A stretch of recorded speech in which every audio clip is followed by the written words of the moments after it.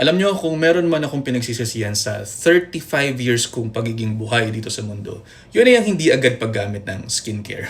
Alam nyo na, medyo macho-macho culture, parang hayaan na lang natin yan kasi lalaki naman tayo. Until medyo na-bother na rin ako nung magsimulang nakikita kong parang medyo hindi na maganda yung balat ko para sa akin. Feeling ko uneven yung tone, hindi moisturized, tas parang irritated lagi yung balat. Kasi nga, nasa aesthetics din tayo.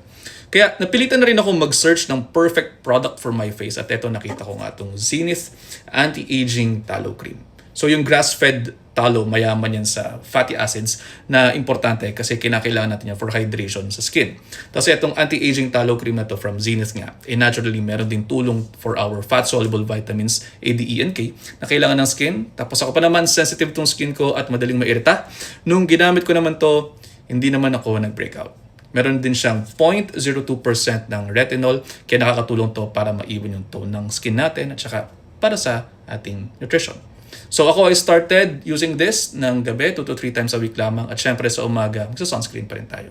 Sabi nga nila, it can never be too late. So alam niyo yan, dapat talagaan din natin talaga yung sarili natin kasi nga tatrabaho tayo. At kung gusto niyo i-try, try niyo na po itong Zenith Anti-Aging Tallow Cream. Okay? Ingat.